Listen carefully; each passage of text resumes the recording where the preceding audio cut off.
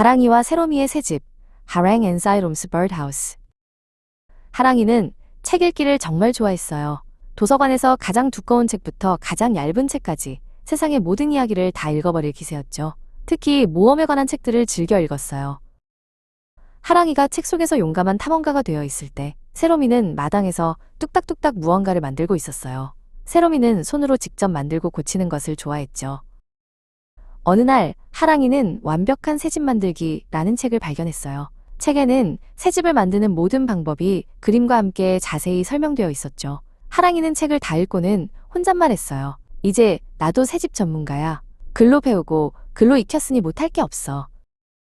하랑이는 책에 나온 대로 나무 판자를 들고 망치를 잡았어요. 하지만 망치는 자꾸 엉뚱한 곳을 때리고 못은 휘어지고 나무 판자는 제멋대로 움직였죠. 책에서 본 것처럼 쉽지 않았어요.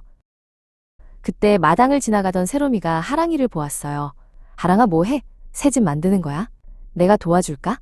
하랑이는 조금 부끄러웠지만 고개를 끄덕였어요. 세로미는 망치를 잡는 법부터 알려주었어요. 망치는 이렇게 잡고 못은 이렇게 고정해야 해. 그리고 나무는 이렇게 잡고 잘라야 안전하고 곱게 잘려. 세로미의 손은 책 속 그림보다 훨씬 정확하고 부드러웠어요. 하랑이는 세로미의 설명을 들으며 다시 망치를 잡았어요. 책에서 읽었던 지식에 세로미의 실제 경험이 더해지니 이제야 비로소 손에 익는 느낌이었죠. 둘은 함께 나무를 자르고 못을 박았어요. 그런데 문제가 생겼어요.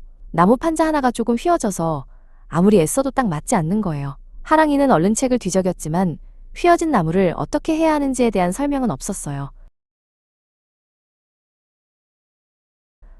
이럴 땐 이렇게 해봐.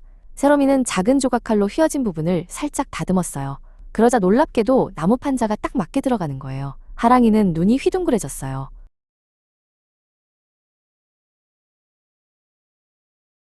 마침내 멋진 새집이 완성되었어요. 하랑이는 새집을 보며 깨달았죠. 글로 배우고 글로 익혔다고 해서 다 아는 건 아니었어.